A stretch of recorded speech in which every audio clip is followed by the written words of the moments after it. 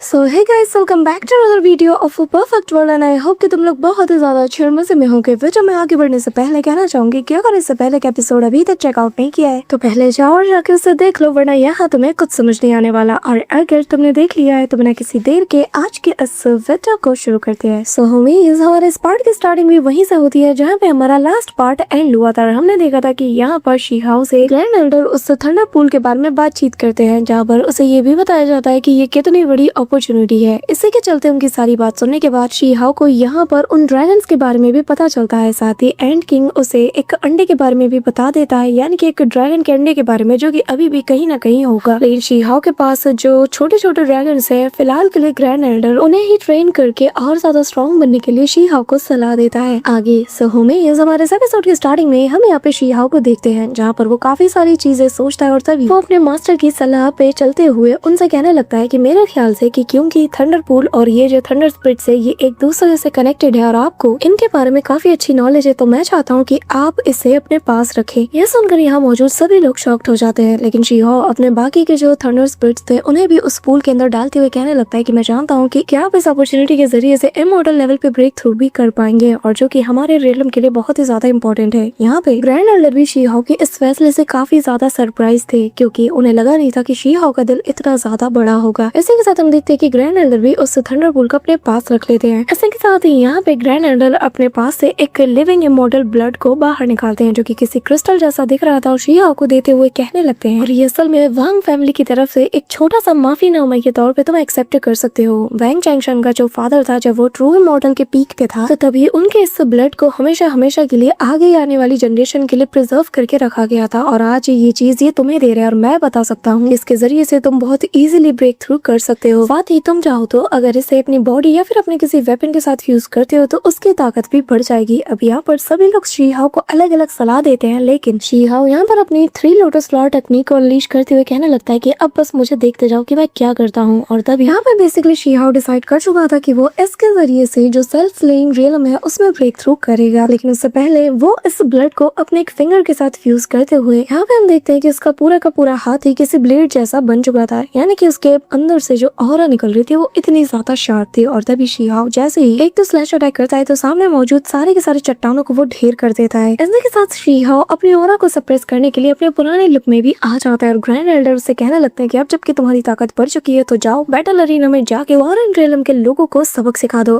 तब यहाँ पे हमें बैटल अरीना के पास एक लाइन किंग को दिखाया जाता है, जो कि फॉरेन रियलम का एक काफी एक्सपर्ट कल्टिवेटर है, और यहाँ उसका सामना ग्रीन फीनिक्स फेरी कर रही थी। अब यहाँ पे हम देखते हैं कि वो इन सब की हालत खराब कर देता है और इन सभी से कहने लगता है कि अगर आज तुम्हारा वो हुआंग मैदान में नहीं आया ना तो मैं सबके सामने ऐलान करता हूँ कि मैं जब तक हुआंग को न पालूं मैं सब कुछ बर्बाद कर दूंगा। अब तभी वो जैसे ही उस ग्रीन फीनिक्स फेरी के ऊपर हमला करता है तभी बीच में शी-हाओ आ जाता है। अब क्योंकि इसका लुक और इसकी ऑरा काफी ज्यादा चेंज हो चुकी थी तो यहाँ पर कोई भी इसे डिटेक्ट नहीं कर पाता। सभी इसे कोई नन्ना मुन्ना कल्टिवेटर समझ रहे थे, लेकिन यहाँ पे हम देखते हैं कि वो जो लाइन किंग था वो शी-हाओ को कमजोर समझते हुए उसे प्रोवोक करने की कोशिश करता है, लेकिन शी-हाओ सीधा जाता है और उसके ऊपर बेतनाजर मुक्कों की बारिशें करने लगता है। अब इस दौरान ये जो लाइन किंग था ये एक पॉइजनस स्मोक का भी यूज करता है, जिसके चलते वो सभी को यहाँ पे कम्प्लीटली सील कर पाए, यहाँ तक कि शी-हाओ भी इसके चपेट में आ जाता है। लेकिन तभी वो खुद को संभालते हुए कहने लगता है कि अब वक्त आ गया है कि मैं अपने नई टेक्निक का यूज करूँ, यानी कि स्लेइंग स्वॉर्ड का, जहाँ शी-हाओ अपने हाथ को एक ब्लेड में कन्वर्ट करते हुए इतनी बेरहमी के साथ लाइन किंग की बॉडी को डिस्ट्रॉय करता है कि फॉरेन रियलम के कल्टिवेटर इसे गॉड स्लेयर नाम का टाइटल देते हैं, क्योंकि लाइन किंग काफी ज्यादा पावरफुल एक्सपर्ट्स में शुमार किया जाता था, और आज उसके सामने ही एक छोटे से कल्टिवेटर ने उसकी बॉडी को पलक झपकते ही डिस्ट्रॉय कर दिया था। सभी लोग यहाँ पे डर के मारे पीछे हटते हैं, लेकिन शी-हाओ यहीं पे नहीं रुकता। वो तो यहाँ पर अपनी कुनफेंग टेक्निक, जिसके और फॉर्मेट को चेंज करते हुए वो यिन और यांग की तरह यूज करते हुए फॉरेन रियलम के कल्टिवेटर के ऊपर कहर बरपाना शुरू कर देता है। लिटरली पलक झपकते ही वो आधे से ज्यादा लोगों को निपटा चुका था। अब यहाँ शी-हाओ ने इतना सारा बवाल मचाया था कि कुछ टॉक के एक्सपर्ट्स भी यहाँ अपीयर हो जाते हैं, और ये जो 2 एक्सपर्ट थे ना, इनमें से जो दूसरा वाला था जिसे कि रॉक किंग कहा जाता है, यहाँ पे शी-हाओ इसे आते साथ ही निपटा के रख देता है, क्योंकि शी-हाओ की यहाँ पे सटक चुकी थी, और यहाँ जब उसने अपने उस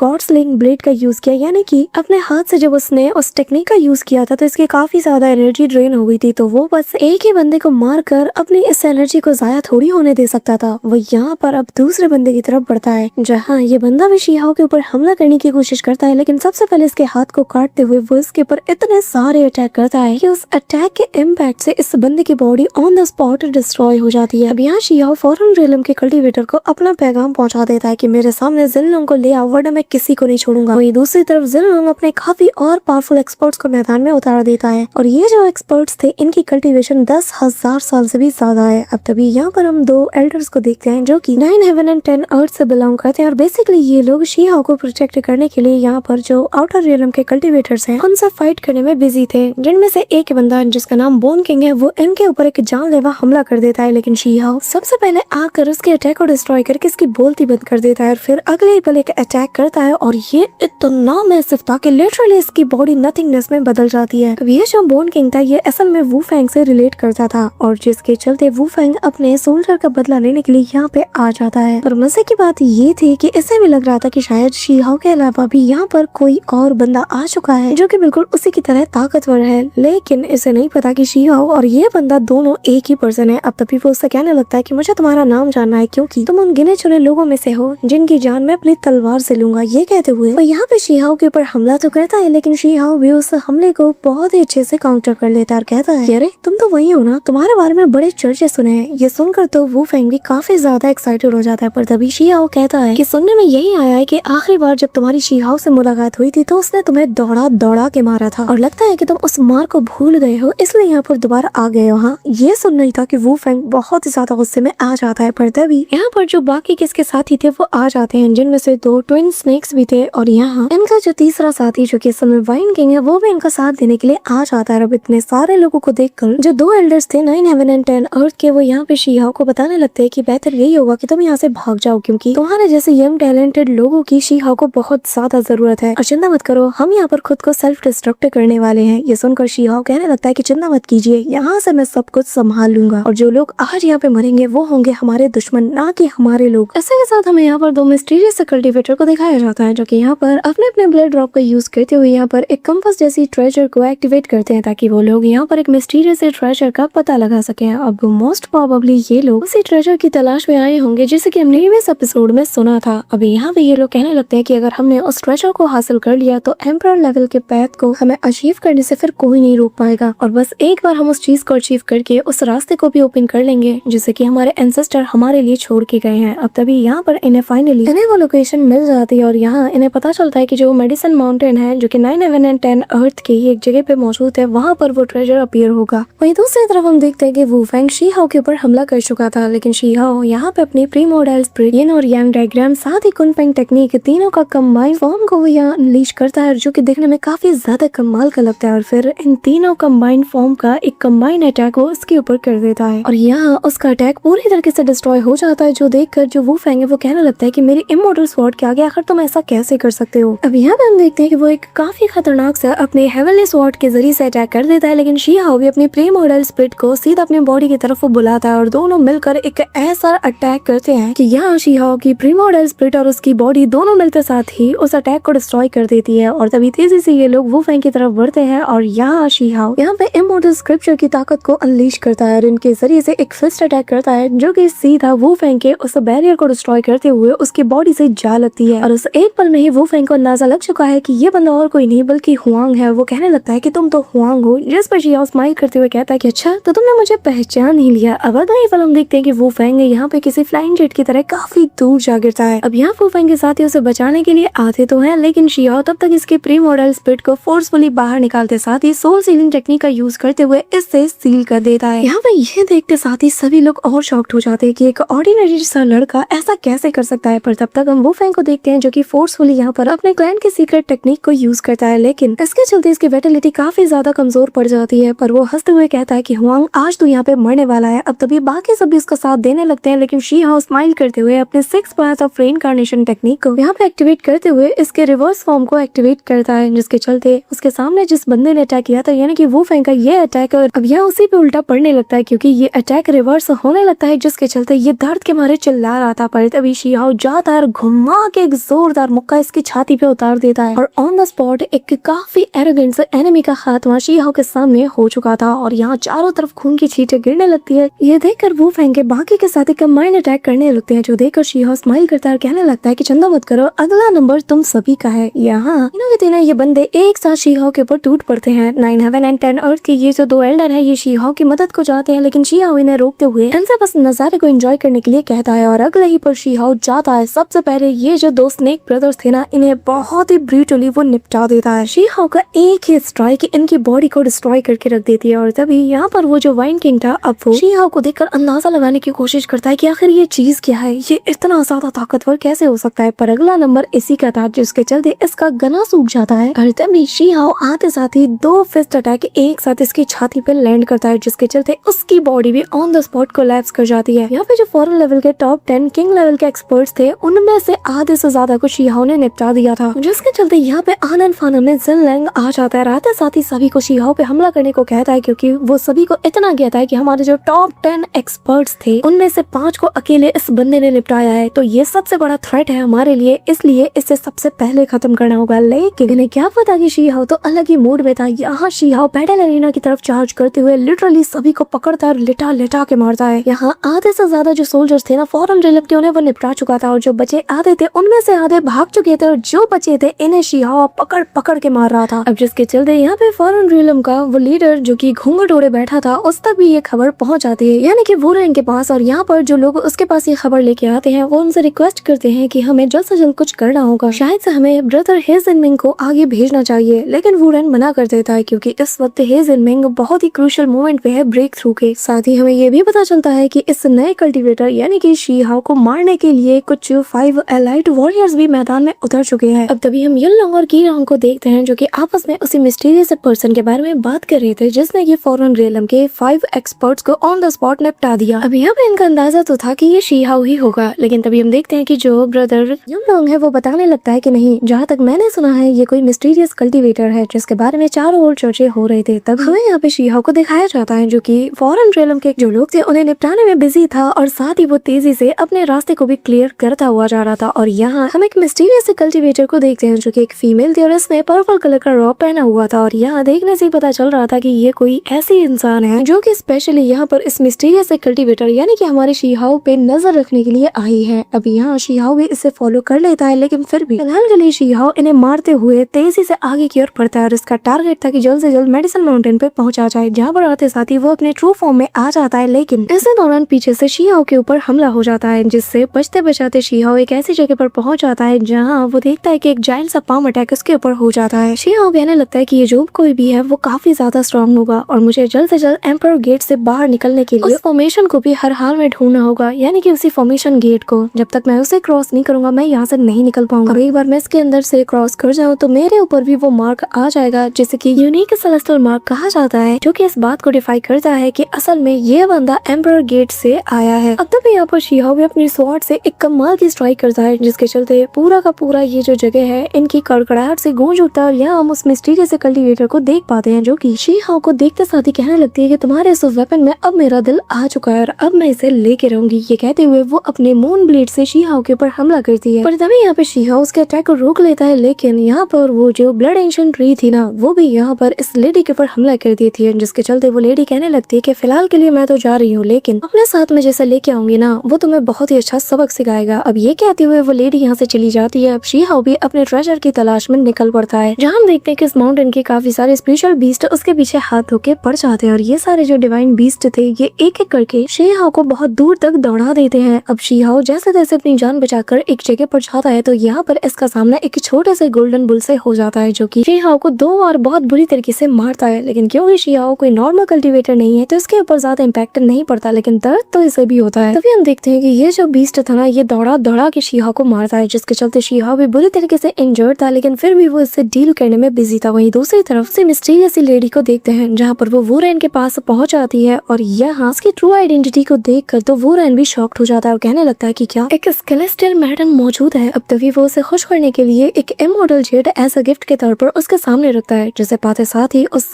इमॉर्टल जेड के अंदर जो फॉरेन रियलम की एनर्जी थी उसे वो काफी इंटेंस अमाउंट में फीड कर पाती है। और यहाँ पर वो कहने लगती है कि मैं तुम्हारी मदद करूंगी, बस मुझे और मेरे लोगों को इस रियलम में भी जगह चाहिए, जिससे वुरेन मान जाता है और उसका शुक्रिया अदा करता है। जिसके बाद वो लेडी यहाँ से जाने लगती है, लेकिन जाने से पहले वो उसे एक छोटा सा स्पिरिचुअल वॉल भी देती है और बताती है कि ये तुम्हारे काम आएगा और याद रखना जब जब मेरे क्लैन की तुम्हें जरूरत पड़ेगी तो मेरे आदेश पर मेरा क्लैन तुम्हारा साथ देने के लिए खड़ा रहेगा, बस तुम्हें एक बार हमें इन्फॉर्म करना है। अभी यहाँ वुरेन जैसे ही उस चीज को देखता है तो वो इमीडिएटली इसे शैटर्ड कर देता है, जिसके चलते यहाँ पर पर्पल कलर का एक बहुत बड़ा सा पोर्टल बनता है, जिसके उस पार वो देख पाता है कि आखिर हुआंग की एग्जैक्ट लोकेशन क्या है। बेसिकली शीहाओ की जो करंट की लोकेशन है उसी को इस लेडी ने इसके साथ शेयर किया था, ताकि ये लोग अपने सबसे बड़े दुश्मन यानी कि हुआंग को घेर के मार पाए। अब वो रैंक खुशी के मारे यहाँ पर अपनी पूरी की पूरी आर्मी को इकट्ठा कर लेता है और सभी को बताने लगता है कि आज हम हमारे फॉरेन रेलम के सबसे बड़े थ्रेट हुआंग को मिटा के रख देंगे। सब के सब मेरे कमांड पर अभी के भी इकट्ठा हो। हम सभी लोग मेडिसिन माउंटेन में जाकर उस लड़के हुआंग को मौत के घाट उतार देंगे। सो होमीज हमारा आज का ये पार्ट तो यहीं पे एंड होता है, लेकिन इसके नेक्स्ट पार्ट में काफी ज्यादा मजा आने वाला है। बट इससे पहले वीडियो को लाइक करके चैनल को सब्सक्राइब करना मत भूलना। So that's all for today guys. I hope कि तुम सबको आज की वीडियो काफी ज्यादा पसंद आई होगी। अगर हाँ तो वीडियो को लाइक करना, चैनल पर नया हो तो सब्सक्राइब करना। तो मिलते हैं नेक्स्ट वीडियो में, कब तक के लिए बाय।